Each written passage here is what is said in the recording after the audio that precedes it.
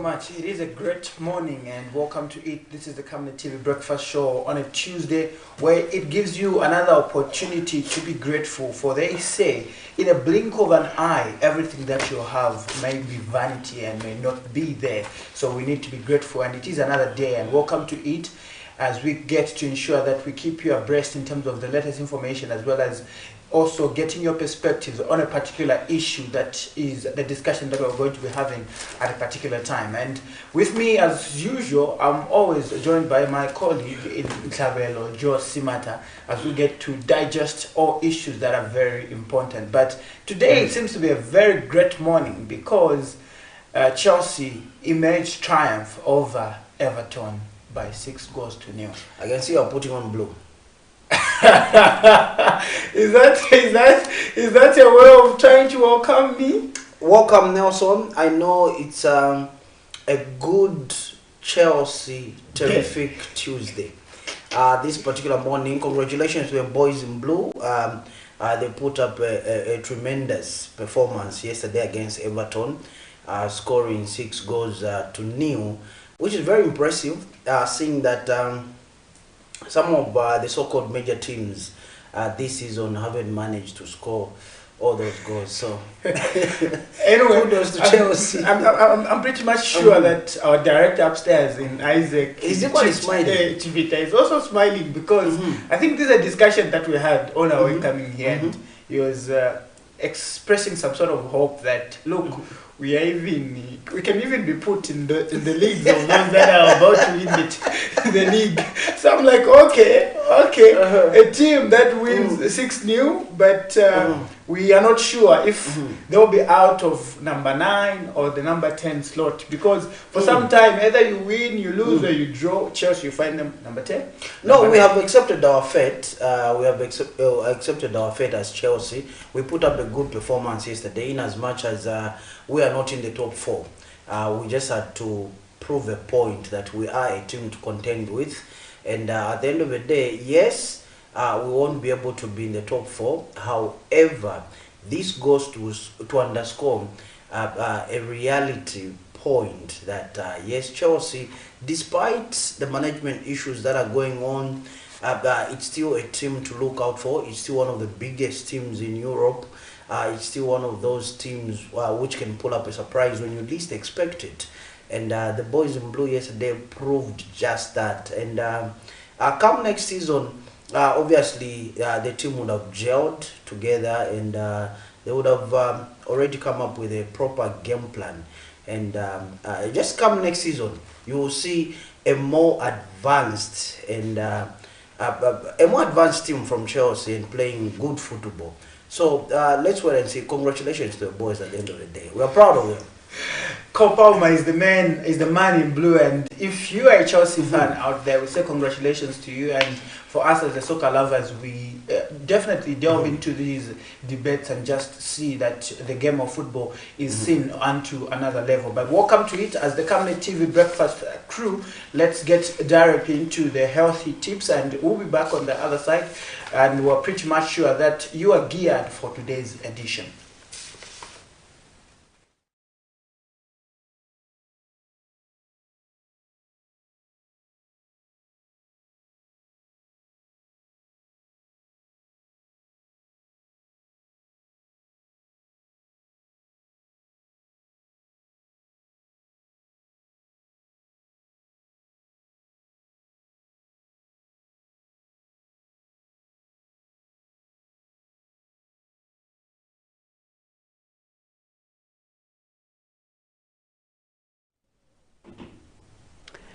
Good morning. I'm glad that you could join us today on the Health Corner here on the Breakfast Show.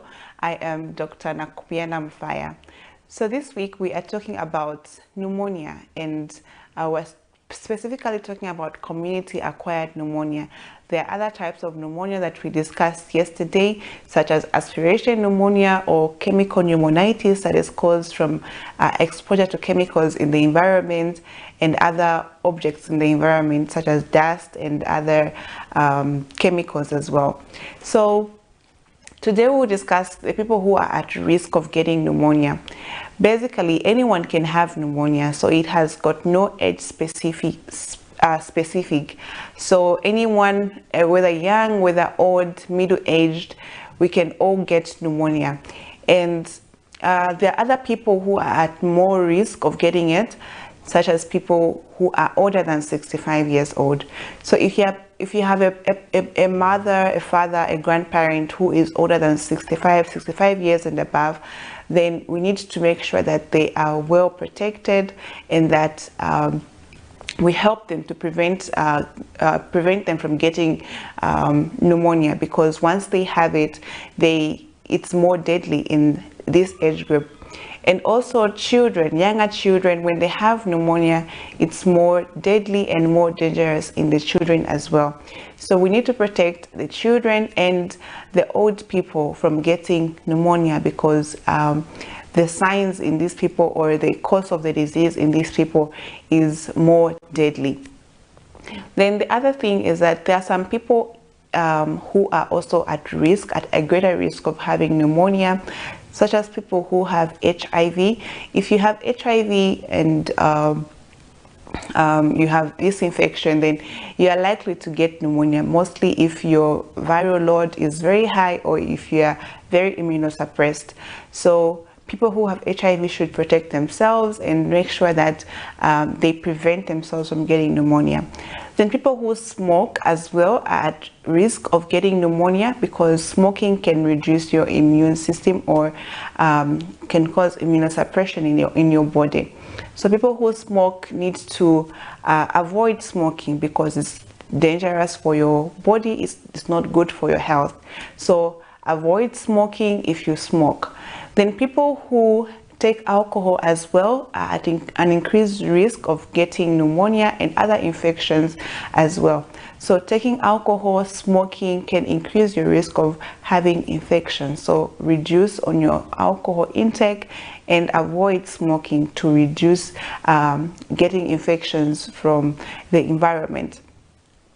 So pneumonia can come about when you inhale any kind of bacteria or virus from somebody who is infected. And this is why during the cold season, when it's cold, most people are indoors, and you're in close proximity with so many people, and so you end up getting this infection very easily because of the close contact that we have with people. And contrary to the myth that is there, that when it's cold you easily get pneumonia, or when you're cold you can get sick of pneumonia, usually that comes about because you have been in close contact with somebody who has a bacteria or a virus that can cause pneumonia.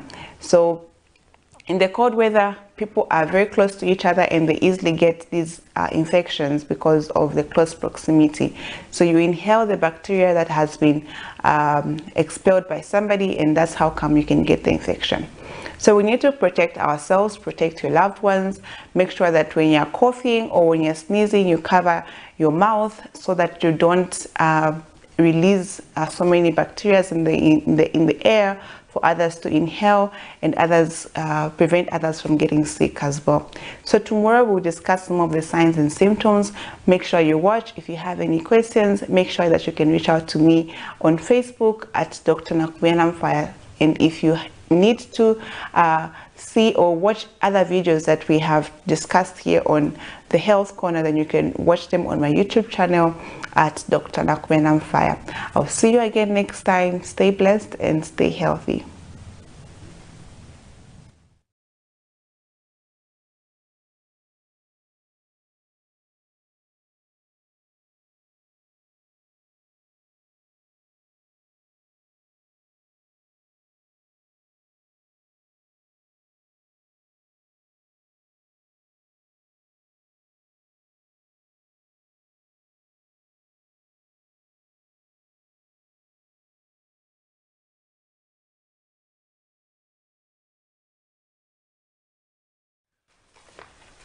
Thank you so much, Dr. Nakubyanamfire, right there with the topic, who are at risk of getting pneumonia. I know this is a very insightful topic that you and I will have to delve in and get to understand, especially at a time when we have such a chilly weather.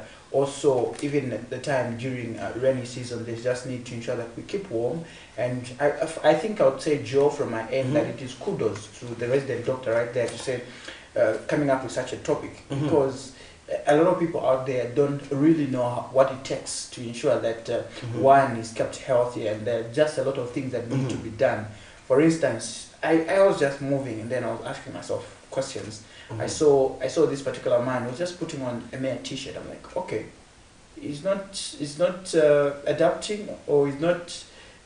He must be new in Lusaka. He must be new in Lusaka. He must be new in Lusaka, because if you've lived in Lusaka for quite some time, you know that it gets too cold here. And seeing April, these indicators coming from April, the month of April, simply means that when winter comes, it's going to be extremely cold. So I think he's not from Lusaka. Yeah, I think he's a visitor. And just talking about coldness, I'm reminded about having a cup of coffee. And a cup of coffee comes in with, some coins that need to be paid off. I'm talking about coins. Let's get to look at the money market this morning. We see how the kwacha is performing against major convertibles. There you have it on your screen. The Great British Pound is buying at 30 kwacha 0.98 Ingwe and selling at 31 kwacha 0.59 Ingwe. The United States dollar is buying at 24 kwacha 0.82 Ingwe and selling at 25 kwacha 0.31 Ingwe. The euro is buying at 26 kwacha 0.42 Ingwe rather, and selling at 26 kwacha 0.94 Ingwe. The South African rand is buying at 1 kwacha 0.31 Ingwe and selling at 1 kwacha 0.33 Ingwe. And as of close of business last week, if you're able to remember, is we closed the dollar at which was selling at 25 kwacha 0.06 Ingwe, and it shows that there's some slight changes, as you can note on the screen right there, that was slightly moving towards 26, and I don't know what this definitely means, especially on those that are involved in businesses as well as at household level, because really the concern has been that the cost of living is high, as well as the cost of doing business is also continues to increase. But as of yesterday, we did delve into an interview with the UPND Debit Media Director in Gialoga Tambo that did assure that with no time, things are going to actually strike a balance, and you to our viewers out there, especially the citizens in general, be able to appreciate some of the economic projects that are being undertaken by the UPND administration in ensuring that issues relating to the cost of living, to the cost of doing business are stabilized, and at the end of it all, you as major stakeholders are going to be happy about it. But it's just a matter of time, and time continues to tick as the assurances come in. And from my end and your end, definitely, I think we keep our fingers crossed and hope for the best. Actually, those assurances must be and should be actualized, because our future, the future generations won't forgive us. They rely on us to make prudent decisions now. So if those assurances are coming from the governing party through that Deputy Media Director, Nelson, those assurances must be and should be actualized, so that for the betterment of the future generations, you and I, 50 years from now, we won't be here. But what will happen to your children and my children and their children? So in as much as politicians and stakeholders begin to give assurances in matters of national interest or national importance, it should be noted that let's do this for the future generations that are going to come, unlike looking at our own bellies or doing things for the short term, but let's begin to look at doing things for the long run. Now let's go into this particular story, Nelson, that has to do with the court, and obviously this was filed by you, our court reporter, Nelson Zulu.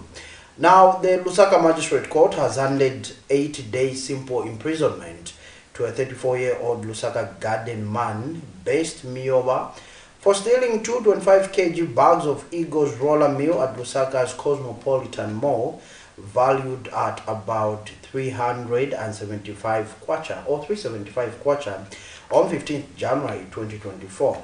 We do have a clip. Let's go on this particular clip. On the other side, we expect your text messages and calls. Please stay tuned. An attempt for a free lunch has backfired after the Lusaka Magistrate Court handed 34-year-old Best Myoba an 80-day simple imprisonment for stealing 225 bags of Eagles roller meal from Cosmopolitan Mall without paying the 189.99 price tag. This came at a point of growing concerns of citizens losing grip of the purchasing power for the country's staple food. Passing judgment Monday, Lusaka Magistrate Alan Kangwa considered the mitigation by the convict that he is a breadwinner and looking after his mother, but Magistrate Kangwa brought to speed the remorseful-looking Best Myoba that the offense he committed carries a maximum sentence of 5 years and has become so prevalent in the country that even women are coming to the illegal party, which the court says must be tamed. He cites that the act can erode investor confidence that wishes to venture into the chain store business and in turn affect employment among Zambians. As such, the 80-day simple imprisonment, effective the date of arrest, is sufficient for the convict and should send a strong message to would-be offenders. Magistrate Kangwa, however, told the convict before his sentencing that he pretended to have been ignorant when he stole from the chain store and feared that if the convict is not punished, others may adopt his strategy. The magistrate also explains that the convict is worth punishment for wasting the court's time. Even after seeing himself on the CCTV camera footage, he opted to drag the matter in court. During trial, a security guard, Boniface Soko, testified that he saw the convict pushing the trolley out of the store at an estimated 50 meters away. According to Mr. Soko's explanation, Shoprite management then argued that if the accused wanted to buy the commodity, he would have passed through the till operators. Meanwhile, Best Myoba, a father of 3 children, in his defense, told the court that he requested to make payment, but the security did not show interest, claiming he did not know where the till operators were located in the store. In cross-examination, the convict told the court during trial that he was willing to pay, further explaining that the said money, including his transport to Gwembe, was being kept by the police. In this matter, the convict was found with a supervisor of security who at the time requested for a receipt which Best Myoba failed to produce, leading to the convict being reported to Embassy Police Station for investigations and later charged with theft contrary to Section 272 of the Penal Code, Chapter 87 of the Laws of Zambia. Nelson Zulu for Camnet News, Lusaka.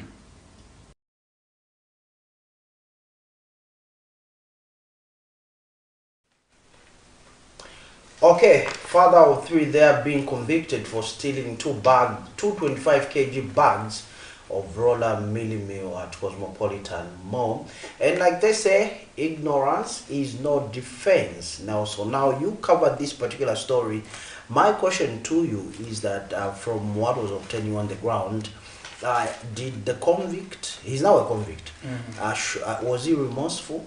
Yes, the convict was remorseful, and in passing judgment, Magistrate Alan Kangwa did allude to the fact that despite the convict being remorseful and apologizing before court, that it was his first time being at a chain store such as a Shoprite. Where is he coming from? According to information that you gathered, where is he coming from? The information is that he's a man based in Gwembe district of Southern Province. Okay. And then apparently he came to Lusaka just to find a way of surviving and was employed. But he couldn't ask to say, okay, fine, I've managed to load these 2 bags of meal on this trolley, so where should I make a payment from? That was the argument, to say, why didn't you ask if you are not privy to how these chain stores operate, especially in urban areas like Lusaka. Then I think the argument was that he was willing to pay at the point of being found with those bags of Billy Meal. He was willing to pay, but security officers at Cosmopolitan Mall did argue to say, if you are willing to pay, you would have asked Wallace to say, where do I pay from? But he contended to mention that, look, I was thinking if I go outside, that is where the two operators Come are. on now. Because maybe that's how the setup is in some other areas. I don't know. But You as Zambian, you've been around, so yeah, I've been around. But that was the argument. It was an interesting case altogether to follow because I think even the magistrate himself was being lenient. yes, He was being lenient to him, but this goes again to underscore a sad but reality point, Nelson. We come again to transformative leadership at household level, at national level, in the workplace, wherever you go. Because look, if this gentleman had the best interest of his children at heart, he would have looked at the outcome of his actions, and he would have thought about his actions. Look, if I get caught, what happens to my reputation? What happens to my children? What happens to my mother? He mentioned that he's taking care of his mother there. What happens to my mother? Who's going to take care of them for the period that I'll be away in jail? But at the end of the day, again, addiction sometimes beats common sense. Because when you're addicted to something, or when you're tempted to do something wrong, when you're tempted to break the law, you find that you eliminate all sources of all sense is eliminated from you. You begin to think in a way that is detrimental to yourself, first of all, then to those that are closer to you. But like I said, if we're going to be transformative in our thinking, in the way we conduct ourselves, that gentleman right there wouldn't have even been arrested at the end of the day. So, yeah, then again, I've got an issue with our justice system. Is it the African justice system? But in this case, let's look at the Zambian justice system. Not 2 days ago, I think 2 or 3 days ago, or is it last week? A named liquidator, oh yeah, forfeited over 24 million US dollars. When you convert that to kwacha, that's 600 million Kwacha. kwacha. A named liquidator. And they're free. And now we are all moving along as if nothing happened. You get. So then you look at this young vulnerable man who stole 2 bags. He's been sent to jail. I'm not suggesting anything. I'm just saying sometimes we get to question how our justice system is designed. In Africa, in Zambia, we've seen people that have stolen goats that have been sent to 15 years imprisonment with hard labor. And we've seen people with wads of cash that are still free, roaming around the streets. We've seen people that have amassed wealth and they're failing to account for it. And you look at banks like Invest Trust, affording, being declared insolvent. And then we've got individuals that have got billions, millions of kwachas stashed somewhere. And you have people that are going hungry. At the end of the day, like I said earlier, it's all about transformative leadership. And this comes from a conversation that we were having yesterday, Nelson, with one of, I would call him my colleague, but he's a reserve of wisdom. We're just having this conversation around transformative leadership. And I see now, my eyes are open to what you're saying, that we need transformative leadership as the generation that is there, for the sake of the generation that is yet to come. Because if we're going to allow individuals that we feel are corrupt to roam the streets freely, and if they are pressured to say, maybe you got this, how much, they'll say, okay, fine, let me forfeit this much. Then nothing happens, we all move on. We're just talking about a toilet in Copper Belt that was being commissioned amongst other toilets, but we're just trying to focus on that particular toilet that was being commissioned to overshadow everything. You and I in the media, and we know when attention is being swayed somewhere, it means that somebody somewhere wants you to focus your attention on something else rather than what is really or currently obtaining on the ground at the moment. So it's very unfortunate. Yeah, it's very unfortunate. It's very unfortunate. Also, I think what we should also begin to draw lines, especially as citizens, is the fact that there's no small crime, regardless of a crime that has been committed. Lawlessness is lawlessness. Before the law, and the law will definitely take its course. So, and Nelson, before you move on, you did this particular story. I'm just quoting what the magistrate said. He said, Magistrate Kangwa ruled that cases of theft in chain stores have the ability to erode investor confidence and hopes the sentence sends a cautionary message to would-be offenders. Definitely. Don't you think that even cases of named liquidators, if you want, not being punished or being sentenced, have got the ability to erode investor confidence?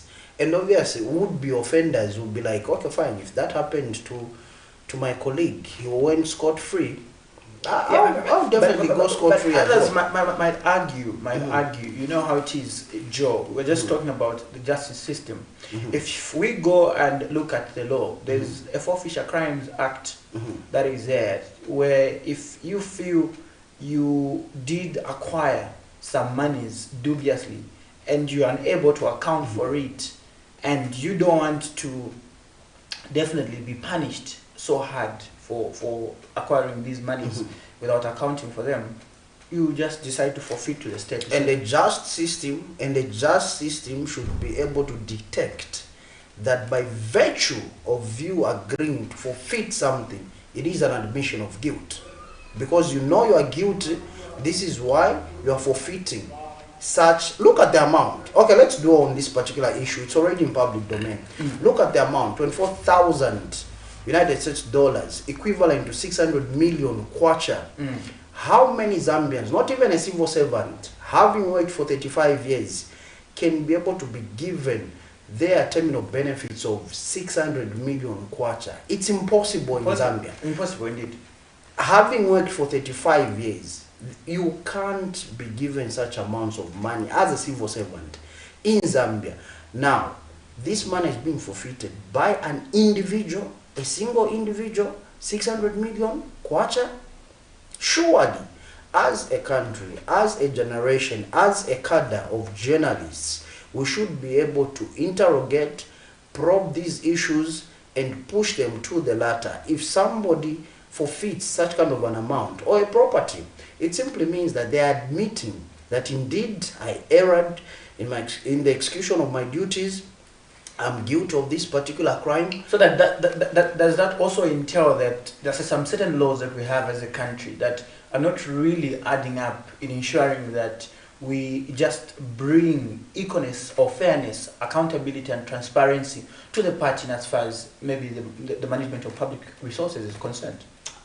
In answering that, I can see that our guest is here and we'll be bringing him on set. But before we give a word to our guest, if we are going to say, in answering your question, if we are going to say we didn't enact or craft a constitution, but we adopted the colonial constitution, and the laws that we have, such as the Public Order Act and other subsidiary laws, are archaic and they're outdated. Wait, how come these laws worked effectively pre-independence? How come these laws were followed to the latter, pre-independence? Do you think the colonial administration would have allowed the lawlessness that happens in public institutions, the misapplication of funds, the misappropriation of funds, Nelson? My answer is no. The laws are there, clear and straightforward. However, we do have individuals, from my own understanding, we do have individuals that occupy these offices that do not want to put their foot down and follow the law. What Zambia needs, for me, Nelson, it's not a journalist that is liked by people. It's not a politician that is liked by people. It's not that PS that is liked by people. But it's a cadre of citizens that follow the law to the latter. And the justice system, for me, I think it should not be seen to be selective in the way it applies the law. All people should be judged. No wonder we have the scales. all people should be judged fairly and equitably. Yeah, and talking about fairness or equitably, let's get to look at the story where New Heritage Party President Chishala Kateka has urged Inspector General of Police Raphael Musamba to conduct himself professionally when carrying out national duties. Ms. Kateka expressed concern at the purported abuse of power by the police following the detention of United Kwacha Alliance members in Saboy Mbwala and Jackson Silavo in Kafue after an attempt to hold the rally.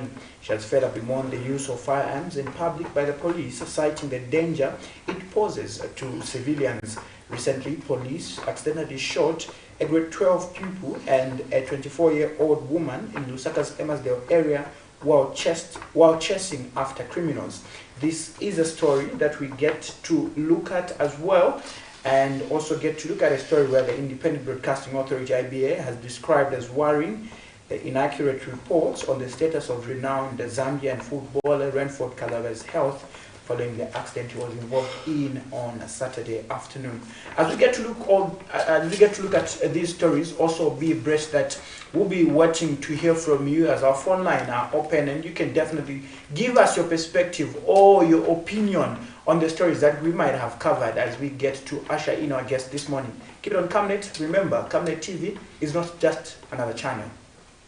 The purported abuse of human rights by police in Zambia has sparked widespread concern and condemnation following the misuse of firearms in public, which tragically resulted in the shooting of 2 individuals in Emersdale, as well as the detention of United Kwacha Alliance members Savoy Imboila and Jackson Silavwe and 2 journalists for attempting to hold a rally in Kafue. These incidents have raised serious questions about police conduct and adherence to human rights standards, particularly regarding the use of excessive force and the protection of civilians' lives. Calls for accountability and justice have intensified as reports have emerged of the alleged police brutality and violations of citizens' rights. Last week, the Law Association of Zambia, LAZ, condemned the acts from the police, stating that Zambia is a democratic nation that should not be subjected to such acts. In the same vein, New Heritage Party President Chishala Kateka has bemoaned the acts, further calling for Inspector General of Police Raphael Musamba to conduct himself professionally when undertaking national duties. A number of hours, that is so unacceptable. We are constantly seeing opposition political parties being abused and their rights being abused. That is not acceptable. I call upon the IG of police to behave in a professional manner and allow opposition political parties to be allowed to meet. As New Heritage Party, we are applying for a rally today to be held in Lusaka. Now, we are registered and we are a party in good standing, so we would like to see what the police, and I think that the nation must take keen interest in what is happening. Ms. Kateka has further expressed concern at the use of firearms in public by police, citing the negative implications that it has on the public. Why do the police use live bullets when you have a crowd of people? The chances of killing someone are very, very high. Why do they not use live bullets? Why not use tear gas so that people disperse? Why on earth would they shoot at people? We are very, very concerned at what is happening. It means that there is something seriously wrong with whoever is heading the police, the leadership in the police service. And now we've even started to call them the police force, because that is the use of force. We have seen the police continually abusing their position by denying opposition political parties the right, their constitution. Recently, police reportedly accidentally shot a grade 12 pupil and a 24-year-old woman in Lusaka's Emersdale area while chasing after criminals, and a day after, they again reportedly shot another individual on the Copper Belt. Chanda Mwango for Camnet News in Lusaka. In a world flooded with news from various sources, journalists play a critical role in sifting through the noise to deliver credible and reliable information to the public. Accurate reporting and verification of information are the cornerstones of responsible journalism, as the trustworthiness of the profession hinges on the ability to report facts accurately without bias or distortion.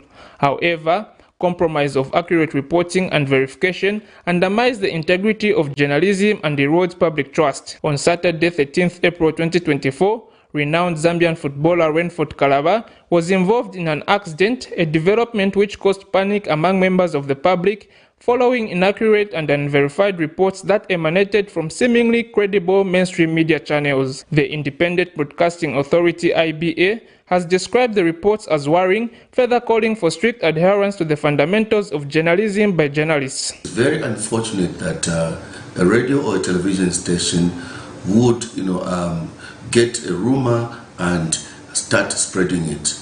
In this case, we want to caution our licensees that whatever was witnessed over the past few days should not repeat itself, where Mr. Renford Kalaba, who sustained serious injuries during a road mishap, was reportedly dead when the situation was the opposite. Station would have taken time to verify the information before spreading it. The information on radio and television was spread in different ways. It was not just through news items, but through comments by some station announcers, through the radio stations or TV stations themselves, and indeed what they were posting on social media. Mr. Nkandu has further cautioned the public from relying on online social media platforms for credible information, as majority of them are not trained. It's unfortunate that stations, jumped on the bandwagon to start spreading the rumor that was going on social media platforms. And this is also one of the things that we keep emphasizing as a regulator, that social media platforms, much as they are good for leads, they cannot be relied upon in terms of information. And the only way to ensure that you have correct and verified information is by verifying the information itself and ensuring that you get it from the reliable sources. We are aware, though, that some stations have made apologies, which is a good, again, practice in journalism. You need to, make an apology even without somebody making a demand to do so. However, with the havoc witnessed during the weekend on the condition of Renford Kalaba, it is evident that the need for rigorous journalistic standards in Zambia are more crucial than ever before. Chanda Mwango for Camnet News in Osaka. Those are some of the two stories that we did play to you. One on concerns of professionalism among police officers, and we know that this statement also comes at the backdrop that there were some detained leaders in Kafue over the weekend, also caused that the previous administration did employ police officers that are junkies. This was a statement that was attributed to the Inspector General of Police in Grafeo, Musamba. Also on top of that was the issue relating to professionalism of the media, being indicated by the Independent Broadcasting Authority through the Acting Director General, Mr. Eustace Nkandu. And I know on this particular subject, Joe Cabello Simata is really a man of concern. Joe. Joe. Okay, Nelson, I feel, first of all, on the issue of the Independent Broadcasting Authority coming out and obviously cautioning the scribes out there, the journalists, media institutions, whether it's radio station or TV station, cautioning them in the way they report. I think it's a commendable move. However, I haven't seen any TV station or radio station that went and announced that our master, our maestro, former captain, Mr. Renford Kalaba, that he had passed on. I didn't see any TV station or any radio station or hear of any radio station that did that. We are aware that yes, he is recovering, cooperating well at UTH. Then on the backdrop of that, social media. You know, when you post something on social media, whether it's in these WhatsApp blogs, they go viral. And one of the people that did that is a prominent individual that posted that our captain had left us. It's a prominent individual, and obviously the people that are in that group thought this is gospel truth, and they started sharing the post. You know what I mean? And the prominent media house, which is a state institution, posted that. So when you see something on state media, you tend to believe that this is gospel truth. They have the machinery, so they have verified, because us in the private media, we are somehow limited most of the times. You know what I mean? But state media, they are equipped with transport, with resources. So for us, in the media, we had thought they had done their due diligence in verification. However, even state media was wrong. They put out that same post and they later apologized the same day. So whom do you blame? Well, I think at this point, it's a matter of where we've also seen that mainstream media has also taken to social media. So now it is a matter of how social media is being handled by purported would-be or wannabe journalists. Keyboard warriors. Keyboard warriors. Keyboard warriors, yes. But do you know what? Well, my bone of contention is the keyboard warriors came on the scene after a state institution published false information. Let's put it on record. A state institution published false information, which they put down the post and later apologized for the error. Two, a prominent person in government shared that in the WhatsApp group.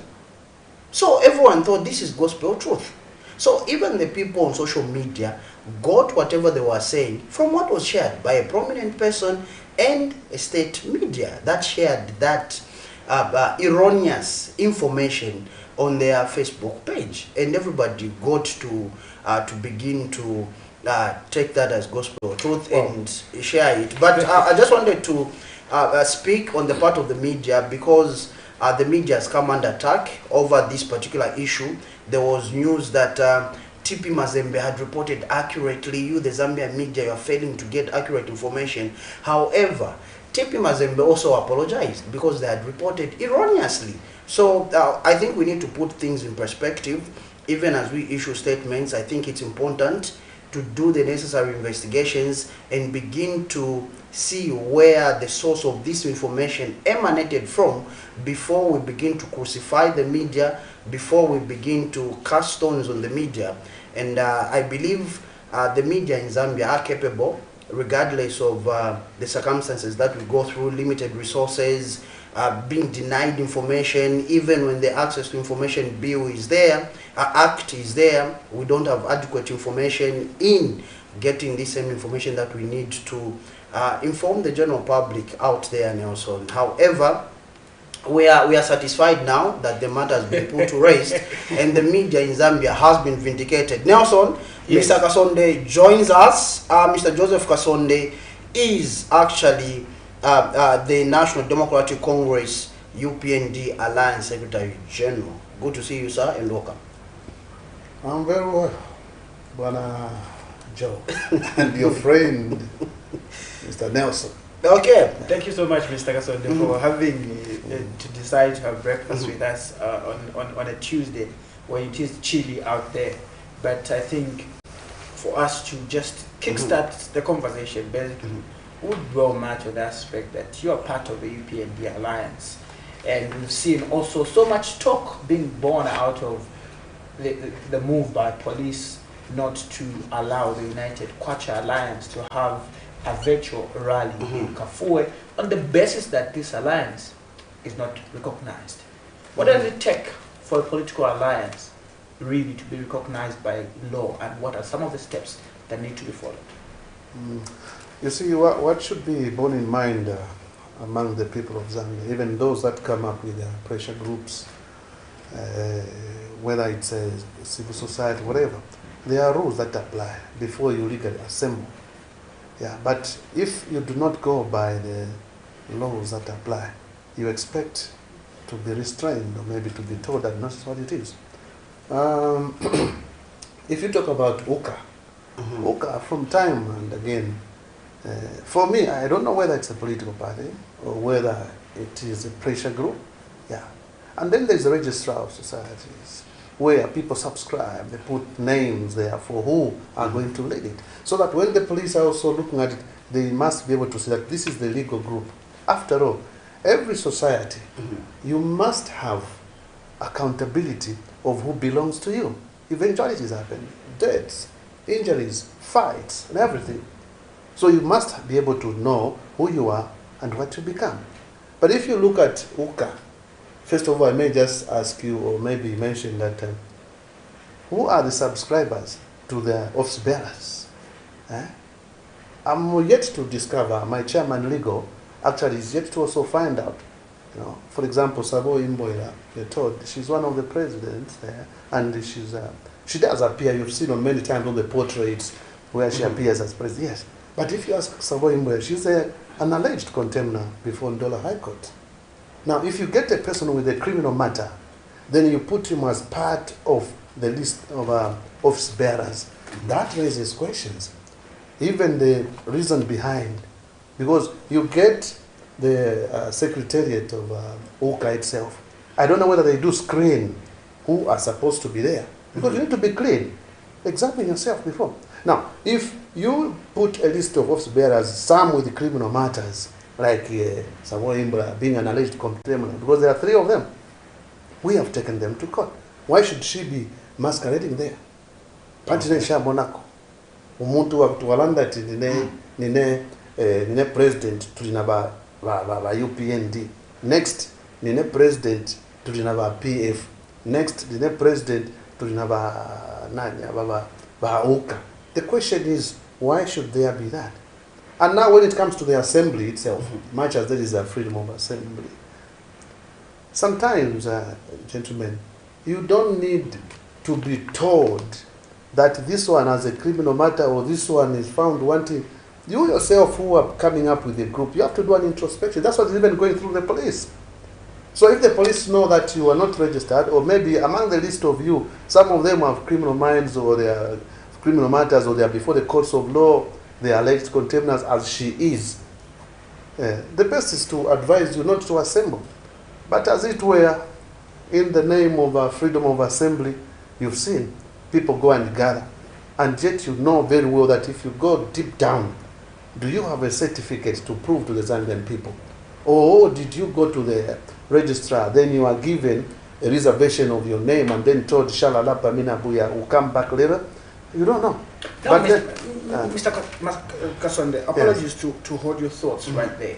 The argument from the interim UCA chairperson, State Council, Sakwiwa Scott, is the fact that the UPND alliance was not registered at all. And if anything, there's nothing that relates to the registration of an alliance in Zambia. no, you see, that alliance that we were in, which we are in up to today, it was an alliance where we are using the moving train, which was legally registered. That was UPND.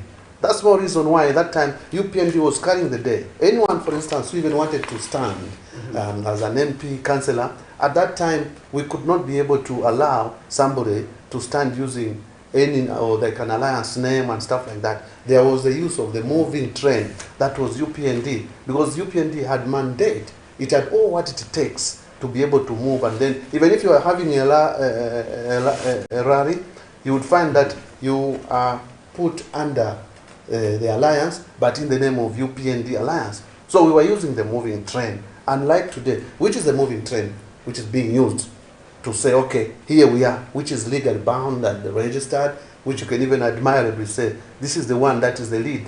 They are just a group of interested parties. And some of those parties, for sure, even if you are even to find out and screenshot, you find that maybe it's just one-man show. They don't have a chairman of committees, they don't have provincial chairman, they don't have structures here and there.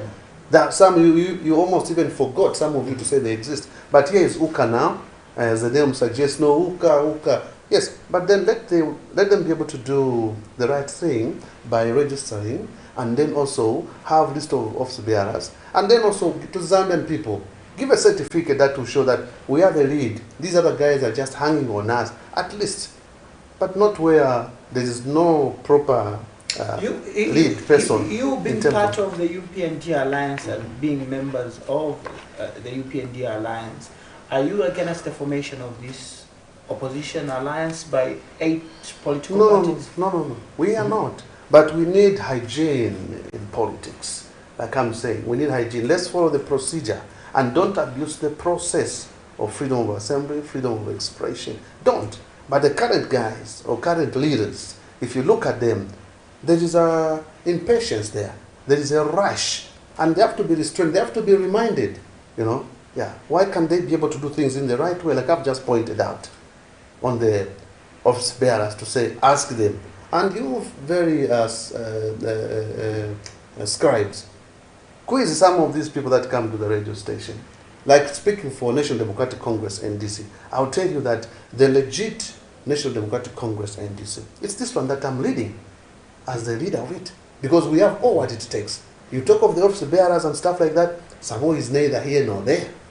Yeah, we've even dragged them to court. Let's go to the Registrar of Societies, Yes. Mr. Kaswani. Exactly, Joe. Let's go there. We saw attempts. Yes, and but now, if you talk about the NDC, for instance, when we go to the Registrar of Societies, who are the office bearers? The office bearers, first before Ban Akafumba was appointed, he was the president of the Of the in party. fact, yeah, he was actually the vice president. But the list, if you go just for it historically, you find he's the one, the toppest, is Mr. Akafumba. Then we have the Secretary General there. That was Vice President, Mr. Akafumba. Then we have the Secretary General, to Mr. Mwenyamsenge, and the Deputy Secretary, Madam Bridget Atanga. It goes in that line with the others, Stephen Chewe, Barbara, and stuff like that. So those are the office bearers up to now. That is the list. That is the But some now. have since left, Mr. Yes, but because of the court matter that we have in Dola High Court, the Registrar of Society has advised us to say, okay, finish up with the court matters because we don't need to make any changes. Supposedly, the courts rule otherwise when you are dragging other people who are not abiding by the rules, because we said we needed to know who are the legit by suing Mr. Kambwiri, Samoi, and So maybe the other faction can also claim ownership of the no, they party, can't. They because can't. their names are listed Where? as Where? office bearers. Where? Who are those? Particularly the one who is now moving around parading herself as president. Ask her, where are you as far as those lists are concerned? So she's not listed there. Nowhere. Okay, she's not here to defend She's herself. never- but yeah, but- we need yeah. to be factual. We need Yeah. to be factual. Yes, me, I'm telling you, She- I'm the she's chief not custodian. there. Listen. I'm the chief custodian of the party records. And I'm giving you the actual picture, even the genesis of why they are now alleged contemners. I know. And when I Okay. tell you what I'm saying, that's what I'm saying. When she comes here, for instance, ask her, when were you last there? Not even Mr. Kambwili is on the list of office bearers, no. So what we are saying is I'm the chief custodian, and what I have is factual to say the one who was leading from the office bearers, it's Mr. Akafumba, followed by Mr. Mwenyamsenge, third by Bridget Atanga. Then these other members follow, the 10 of them. But these who are parading themselves, they are not there. Nowhere. They are not. But as we say, when you have court cases before you, you've got to respect the courts because you are a leader. And if the courts give you an order to say, stop masquerading, surely, and you want to be the president or you want to be the leader of this country, you've got to be exemplary good. How are you going to behave at the time you are maybe elected when you are disregarding the courts? Because they're the same ones that are even going to swear you in. But if you are not showing respect to the courts, then you are now being given a criminal charge of contempt. Yes, then just know.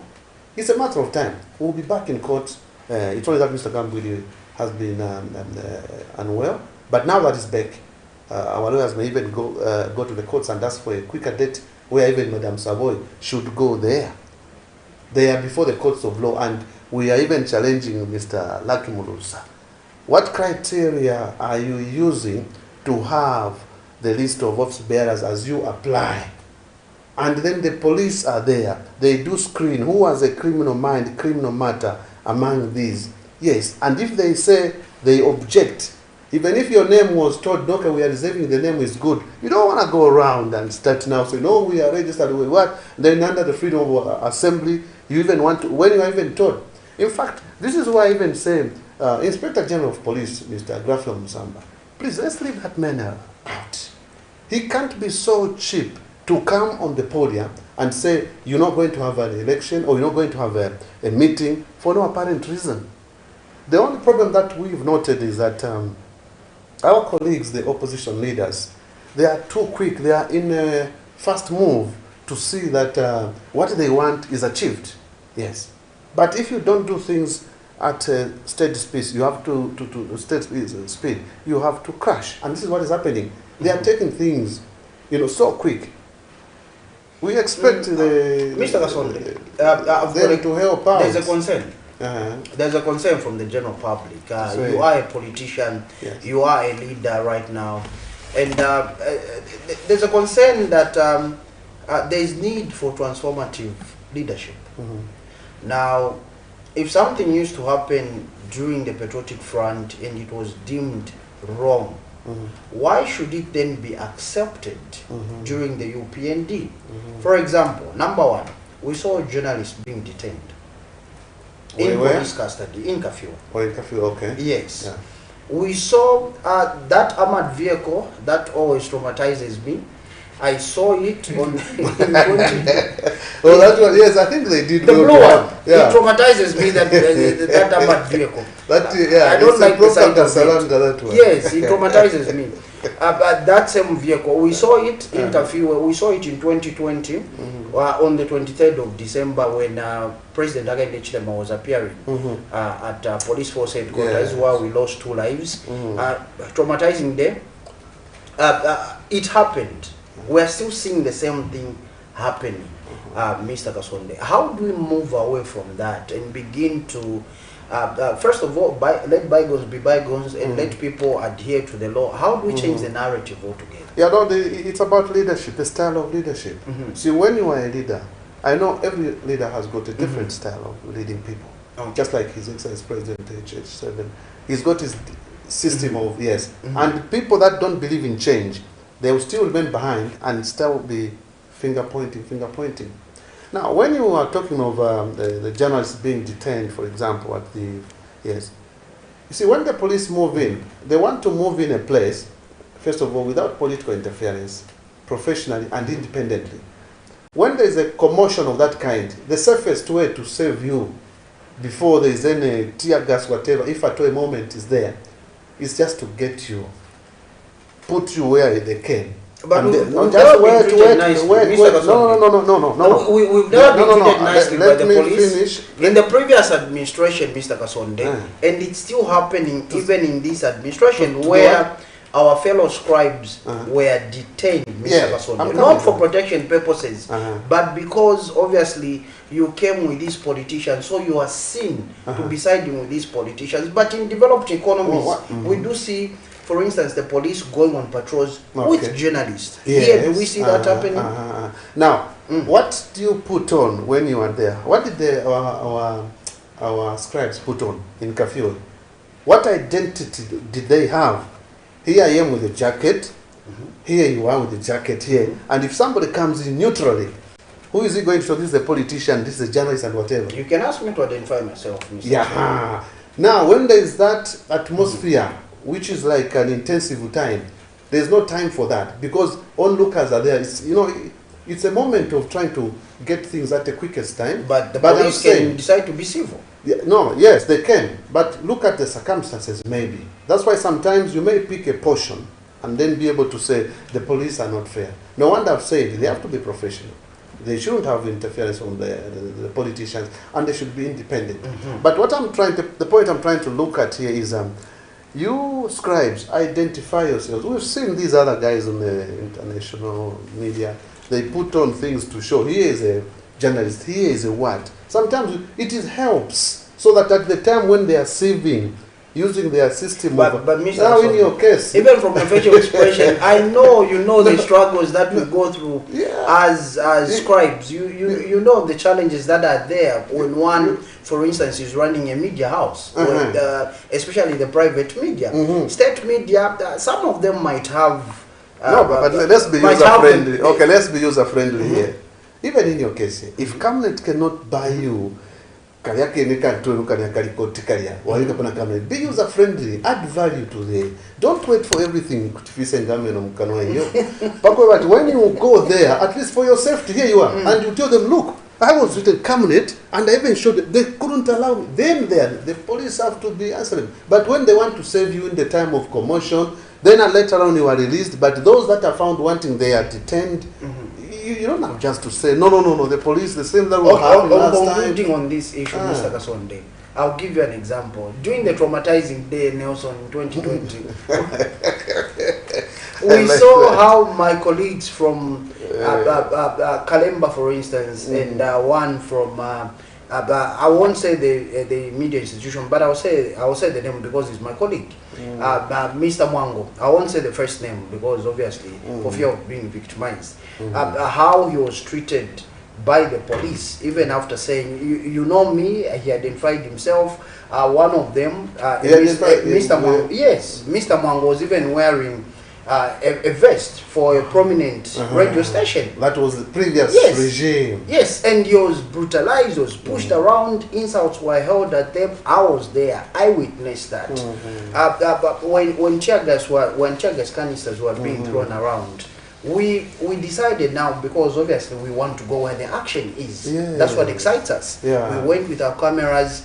When now the tear gas smoke was just too much, we wanted to come back. The same police officer said, can you go back? You wanted to do the cadets. So you go back there, even after knowing that these are scribes. These are the men and women that bring news to us. Now, fast forward to today. That casing scenario is not prevalent, but we are saying the tiny drops of such incidences shouldn't also be tolerated, because today it's innocent, period. Today it's what's the gentleman from Rogers. Today it's Rogers. Tomorrow it's going to be Tapelo Joe Smarter. Tomorrow it's going to be Nelson Zulu. And if we don't speak out as members in the media, if we don't tell you, the politicians, because tomorrow you're going to be the Minister of Information, and you do have this information with you, how are you going to protect us, Mr. Kasonde? So we need to bring it to your attention. No, you're very right. Maybe I would say you can show me a journalist today who has got a court identified as Camnet, and then the police harasses him. And I will show you a journalist in the previous regime, like you have just alluded to. Clearly even show you, is it Mwango? Yes, with the thing, but he was bundled. So there you can pick the difference that is there. You've shifted from your identity which Mwango had. And my appeal is, let's be supportive here to help the police also identify. That's more reason why at the end of the day, if there is no proactiveness coming also from you, the scribe, so that you are subtracted, in case there is even a firing of the shots and whatever, the moment anyone, a stray bullet hits who, again it will be another hell break loose. Therefore, let's be able to be proactive as a country, where you are able to show what you can do up to some point, so that we blame the police in a manner that is supposed to be, not otherwise. That's why I was even saying, the Grafo Msamba, our new old inspector, so to say, as people call him, let's allow them to say, where have they erred? Have we done our homework, our due diligence? If you haven't, no. The people that are assembling, do you have what it takes you to do what you are doing? Who is the lead that is there, so that all of you show that you are just clinging to them because of this? So that there is that democratic accountability is also important. Not just coming and let's say, where is the social accountability? No. Okay. Mr. Kasonde, moving on, let's now go to the Copper Belt, where we saw the president spending 5 days on the Copper Belt. And what is coming out from there is that there's the issue of the solar plant, there's the issue of Mopani, there's the issue of Shaft 28 in Wansha. There's also the issue of the toilets. let us not forget that it has gone viral on social media. But how do you make of the president's visit on the Copper Belt or to the Copper Belt? Okay. No, that is, he's a citizen number one. He can be everywhere. Yes, because he's a citizen. And then he's got an attachment with the community. And if a certain activity that's taking place, he's got time for that, there's nothing wrong. He has to be a man of the people. You can sink low for the sake of who have requested you to do that. But politics, as it were, people want to magnify negatives always. And this is the other thing that I've always said, our colleagues, the opposition leaders, let them be able to give their so-called checks and balances, backing it up with alternatives. You see, if I always be coming to Nelson, I come to Joe with all the negatives that it takes, even when you are smartly dressed like this, then when I look at you, I have to really screenshot and see, say, no, but the benefits here, this, no. Let me be able to say, well, you are smartly dressed. That is not a matter. What is the matter is, let me look at the positivity of why you are here as a presenter. But it's not in your nature to a politician. Sorry, Mr. Kasson. You just reminded me something. It's not in your nature as politicians to appreciate each other. It's not in your nature. It's not, but what we are saying, let's believe in political development here. Okay. So that, we move. And that's why you young leaders, you need to be coming on board slowly.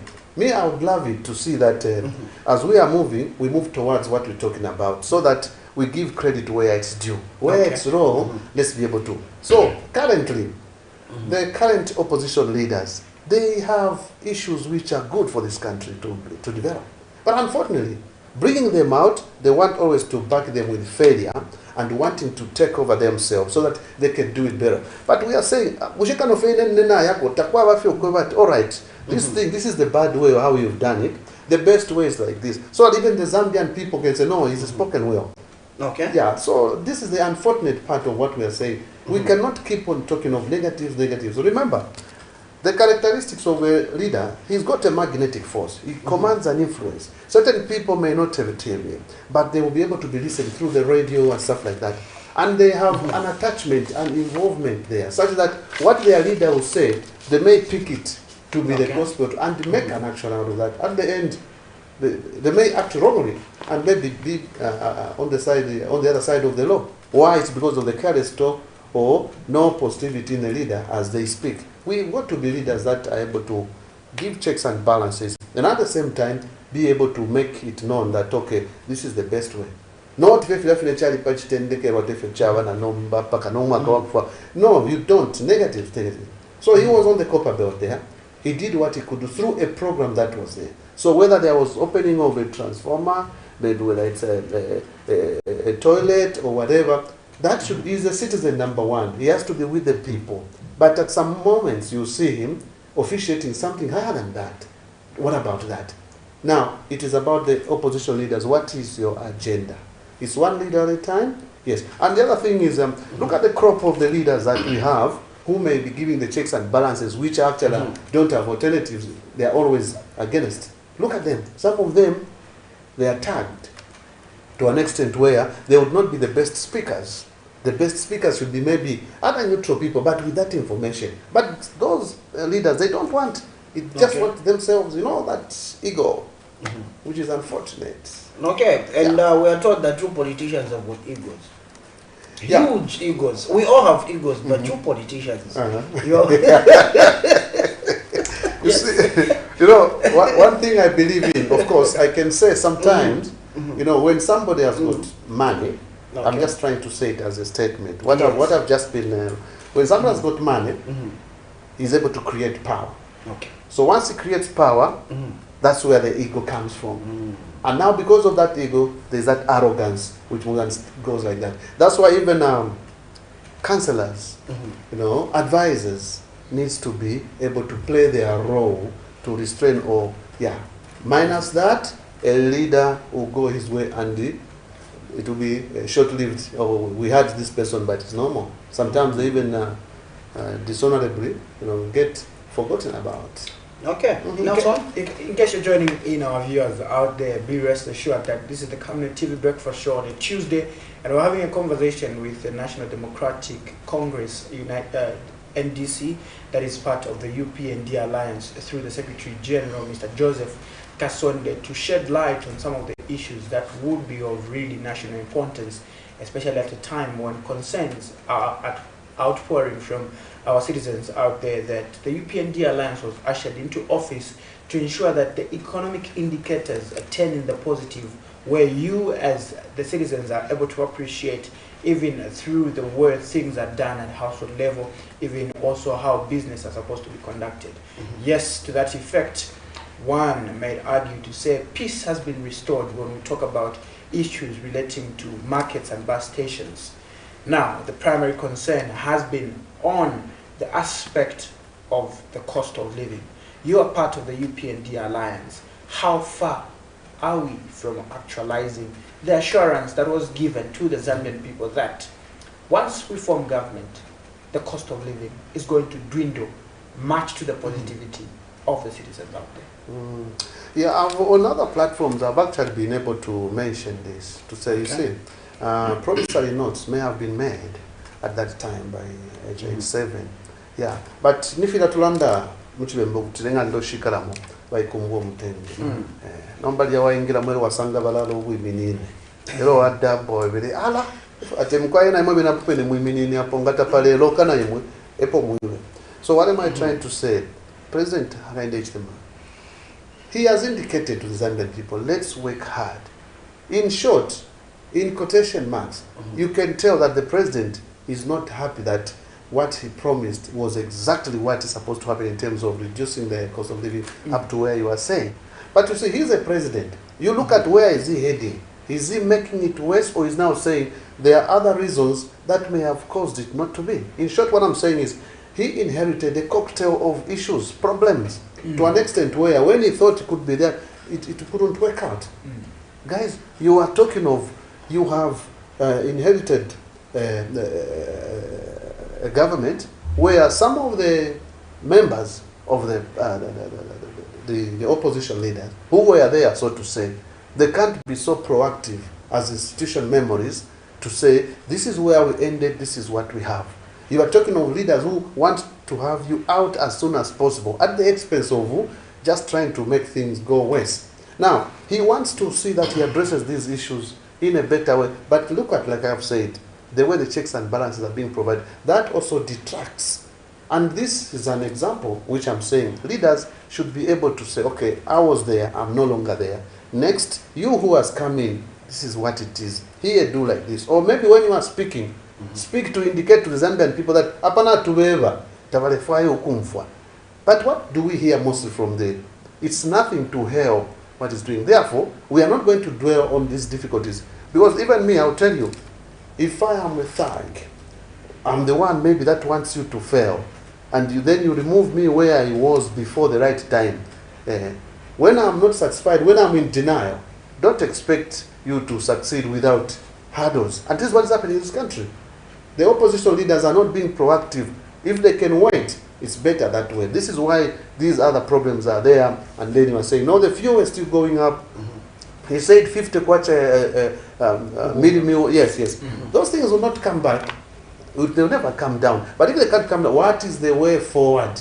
That's why the positivity of what this government is doing should be looked at and say, oh, we are moving. For example, if they can say, President HH, can you increase the threshold of your salary? The appeal. Increase it to 5,000 kwacha, for example. 5,000 kwacha, no tax for you. This so-called minimum 280, for you to be nothing. Because you have a 5,000, that's when they start looking at the tax issues. Now, the positivity of contributing to see the one who is there should help out, and then this is what we had, and it's not there. The agenda is until we come in, we can do better, we can do better. Nobody's going to do better than anybody. Should this also go with the argument that at the moment politicians should not really be trusted? No. Politicians should be trusted based on integrity of a leader. That's what we are going to. And then we have to be people that should believe in development of a country. Look at that's what, even now, like I've said, these opposition political leaders that are there, even the ones that are talking loudest today, look at them and see how genuine are they, because old habits die hard. Therefore, we are not going to say no, a politician is a liar. No, politics is not about lying. It's not about even the politics of the belly, as somebody used to say and boast at that time. It's about servitude. Yes, you look at equal justice system for everybody. Look at access to the resources, equity. Yes, and then at the end of the day, you save the people, and people also say, okay, next time this is the best. And the Zambian people will be able to contribute. Some contributions are now lying idle in this country because the system of even having them given to the government so that the government makes use of them, you find that it's like, it's just things are bad. It's the hidden agenda of the opposition, which I'm still emphasizing to say, can we be able to provide checks and balances that have got alternatives and stick to that? That becomes an integrity of a leader. Then the Zambian people will tell, no, I was even mentioning the other time to one platform where I was to say, at least I've seen this Mbuya of mine, Sean Tembo. You will see sometimes as patriotic, what. After he speaks, then you find he's coming up with some backup of what needs to be done. That is the way it should go. Then you can bring. I'll tell you, in our case as an alliance partner, when we sit, I sit under the Council of Secretary Generals in the alliance. Yes. When we are there also to provide our checks and balances, we do submit complaints that come from the community, because as Secretary General, I rub shoulders with my political leaders from the province, the district. Yes. So it is what we put under the Council of Secretary Generals, where even Bwana Imenda attends. And when we are able to give what we can, that information, we say every Secretary General, you take it to your president. And we know even him, Bwana Batuke Menda, he has to go to his president, who is HH7. But not only that, we also give that information to the Alliance Secretary, Mr. Simiemba, who is actually president for Movement for Change. He also takes it. So they, in the Council of Presidents, they also sit and say, oh, these are the submissions coming from the Secretary Generals. And once that is done like that, President's HH's role there is to pick out what they can and what they cannot pick. Then it goes to his line ministries, the cabinet portfolios, to make use of what we are giving. If they do not take what we have, still more we have an arrangement of where we still get back these things that are not yet done. Either they will cost the government or they will cost the party, A, B, C, D. In other words, we don't go public, we do it in a manner that we respect each other, because we are in a relationship. And I condemn those that want to quickly come out and say, no, this and that. You find the best way to be able to talk. It's like husband and wife. You can't undress your wife, your husband, simply because of a certain difference. No, you do that, then you are gone. That marriage is gone. Still on that sort of checks and balances before Joe comes in. Is the UPND administration, as well as you as alliance partners, backtracking on your promises that you made? Obviously, someone watching us from Chawama will be asking to say, look, it's more like you're in a house, your father says will only be able to replace a packet of carpenter at month end, or when I get paid on the 29th of April, that's when I'll get to replace it. And then comes 29th of April, things don't seem to be happening. No, it's no. We can't backtrack, and we'll never. Me, my emphasis is on the proactiveness of a leader and even the Zambian people. There have been times when you've heard the president maybe giving a proposal of can you eat cassava or can you eat yes, even when Hona, the vice president, what time she's mentioned the roller is good. Me, I'm a consumer of roller. You could see the uproar. That is unfortunate. Because we had that in the past. Yes. Now the thing is, what to each candle? Yes. Well, now the question is, when did candle come on earth, as far as you are concerned? Somebody is just being proactive. In other words, let's be able to say, if you feel too iffy, chawa moku chitapwe.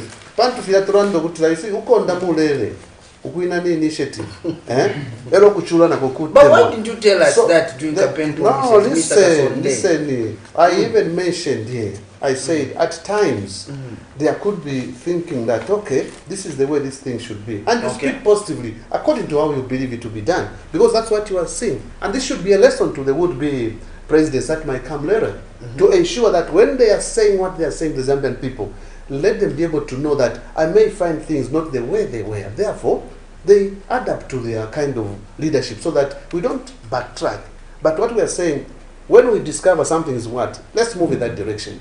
I also don't subscribe to the issue of asking the president, no, can he apologize now? Can he apologize now?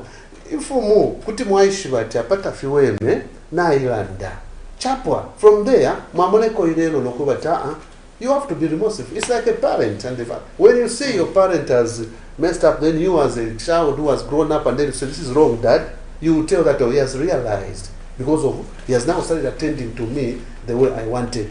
You're not going to say no until you apologize, until you apologize. Are you going to become the father and then no, it won't be. So it's proactiveness of members of the community, the leaders, and also it must be an exponential curve. Let's learn from what is happening, then move. This is our country. My big man is Atari and that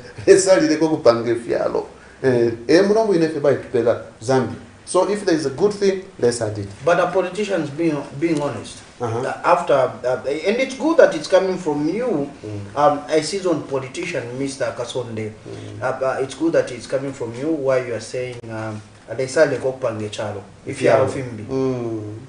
Now, are our politicians being honest and sincere with whatever is happening, both from the opposition and from those that are currently in government? Are they being sincere in how they're administering over the affairs of this nation, both in government and in the opposition? You are the best judges. But like I'm giving out, here is a leader who is not consistent in what he says. Here is a leader who wants to say, it's only me who can do better. Here is a leader who, morning, afternoon, evening, so it's you, the Zambian people, to judge and say the politicians, or which politician is proactive, which politician is better. That's why at some point you are going to go for elections where you say, where are we? And these others have spoken. Is this what we can follow, or where were they lacking? You make a judgment as citizens of the country. As long as you are given the ability to express yourself, to assemble, and then be able to give what you are supposed to give. That is what is important in the country. Like the governance of this country where HH7 has. He wants to see that everyone can give what they can. Remember one time we even gave a very strong statement. We said, I'll never send anybody to jail as long as they give me constructive criticism. That's why most of the times we have said, President HH, sir, go ahead with your activities. Go ahead. Don't listen from detractors. Because at the end of the day, you just try to make one mistake, the same people, they will be there to do what. So if they can't give the best, the Zambian people will tell that apata bale yafwa. But Mr. Kasonde, when you say that since you're one of those people that give advice to the president through the channel of communication that we have, yes, Mr. Kasonde. So I'm sure the moments that you meet when you your council of secretary generals and the council yes, for the states, so he gets the information. Yes. Now, Mr. Kasonde, when you say don't listen to your detractors, we had a president in the name of Dr. Levi Patrick Mwanawasa. May he so rest in peace. His rival was Mr. Michael Chulufya Sata. Yes. May he so rest in peace. Two giant politicians in the political history of Zambia. At some point, Dr. Levi Patrick Mwanawasa did admit to the media and to the nation that I'm able to govern properly because of the criticism that I get from my opposition rival, which was Mr. Michael Chulufya Sata. Now, there has been a concern that you, the UPND-NDC alliance government, are not receptive to criticism. You are allergic to advice. How you've heard these sentiments, Mr. Kasonde. Yes. How do you respond to in fact, you've reminded me very well. Yes. At a particular stage, Levi Patrick Mwanawasa the late. Yes. He even mentioned about tell you want to she will fire. Yes, and But I listened to him. Yes, and even he used to implement. Said, even Yes. some of the I have done that, and this is the road or the road that HH7 should be able to take.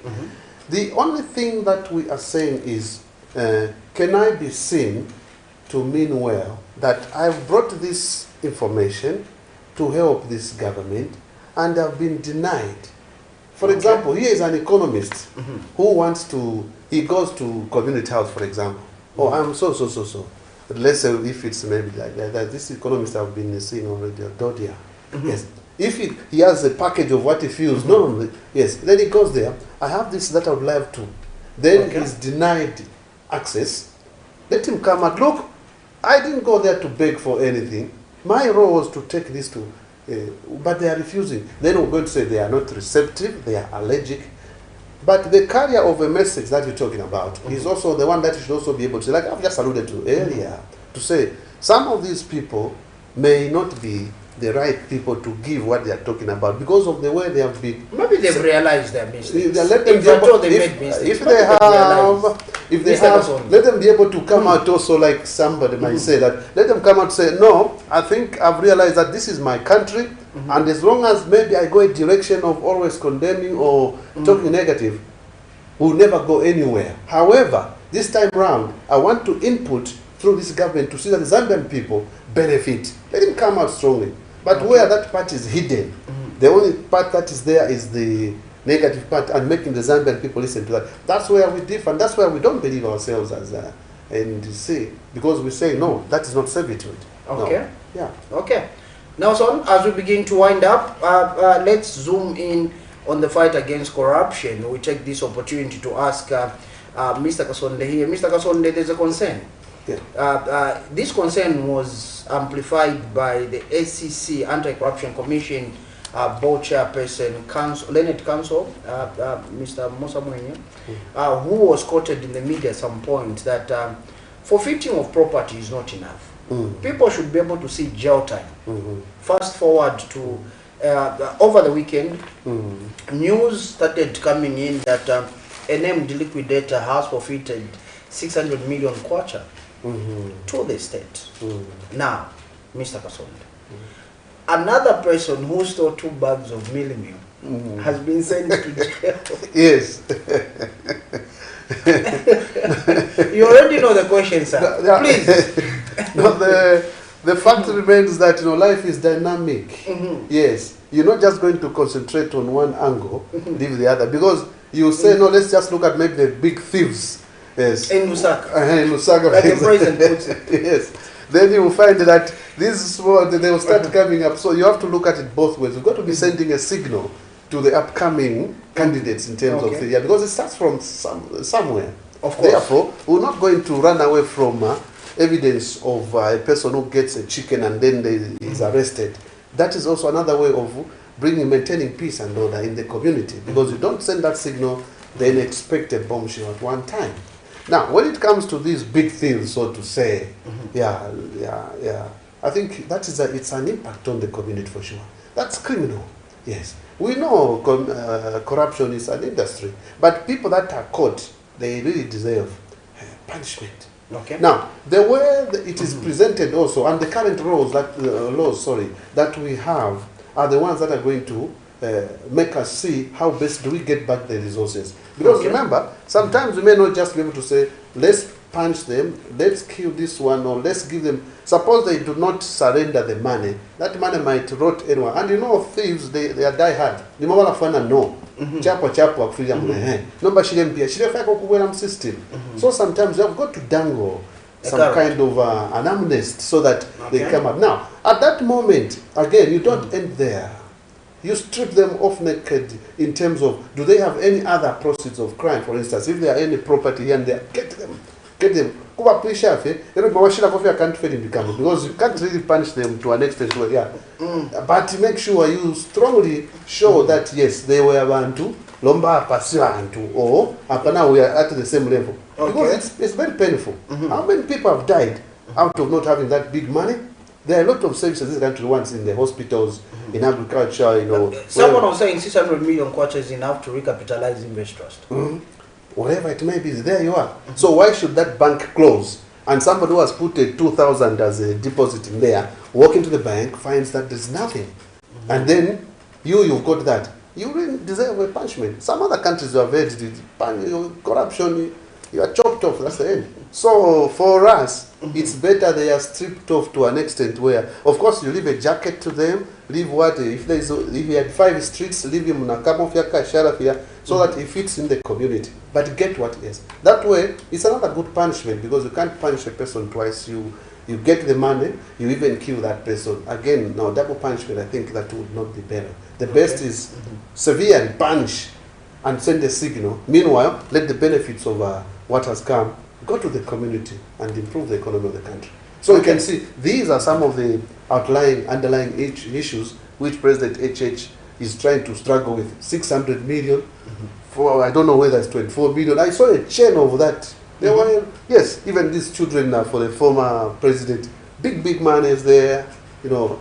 Now you wonder, nabuwaichi hapa muliamwa yote tukwate na 100 million 30 hapo wala life miaka kukupima wale chitenshi sense no baba isa kuperero no let's be real. And your concluding remarks, Mr. Kasonde, as we go. I can see Nelson wants to get into the field to gather news. The only my concluding remarks is that the Zambian people should be proactive, and then let's be able to support the government of the day. Yes, see to it that you give what you are supposed to give. If it is not being appreciated, signal to say no. Why are they? You'll be supported. But above all, maybe I also just want to mention maybe on the side of my party, in terms of the National Democratic Congress, NDC, in the European Alliance, that I want to appeal to my leaders to support my administration and ensure that they follow the constitution, because I've noted that especially among National Governing Committee members who are senior members of the party, they are almost like cabinet ministers to me. Yes, they want to start taking the law into their own hands, and I'm warning to say, please don't do that. Let's follow the procedure. As I'm talking today, we've expelled one man already, Mr. Stephen Chewe. Yeah, in the party. In the party, we've expelled him. Why? Because of hate speech and also failure to adhere to instructions. If you are told don't do this, don't do that, you get into cyber crimes, get into cyber security problems, then you don't relent. What do? The first thing we do, we isolate you. So others are on suspension as we speak. We have a Mr. Sensele, Paul Sensele. He goes and stands to say, I'm vice president of the NDC, and starts speaking on behalf of the UPND NDC alliance as though he's a spokesperson of the party. We tell him, don't do that. He wants to continue. As we speak, he's on suspension right now. So what we are saying, I'm not going to sit idle under this administration of mine in the alliance. Let's give the correct picture to the community, and then let's not carry the constitution, the party constitution, into our own hands. Let's support each other, and then we move. So that we do these other things in a proper way. Otherwise, that's what I may say for now. Okay. Mr. Kasonde, thank you so much for coming through and for accepting our invitation this particular morning. We do appreciate you, sir. Thank you very much. Now I can have my cup of tea. You yes, really allude to that. And, in the next room, sir. Yeah, please. I can't wait. Thank you so much. And our viewer, Mr. Kingsley Machila from Mazabuga, Swedish Town, who's been following, and today is joined by Sebastian Jinya from Mazabuga as well, who's actually applauding Mr. Kasonde's articulation to be well. Also, there's Terry Njimunya, who's saying the Secretary General is spot on. There's no need for President Hakainde Hichilema to apologize. Those calling for the President to apologize are not sincere in their dealings. They're bent on leading this country to destruction. Most of them were in the failed project under PF. And then we've got a comment also from Robson Mulea, well articulated SG, tell them, let who has an ear hear. And then we also have Elijah C. Kambukwe, who says we're watching and listening from Angola, Benguela province. Fantastic. Thank you so much. So these are some of the comments, and we said thank you so much that you too decided to be part of the breakfast show this morning, despite Lusaka being very chilly, and we know for a fact that wherever you are watching us from, you did enjoy the transmission, and we were able to pick 1 or 2 points in relation to the country's issues of national interest I've been your host, Nelson Zulu, and together with my colleague, Kabelo Joe Simata, we say bye for now. Keep it warm and keep it on Camnet TV, not just another channel. Indeed.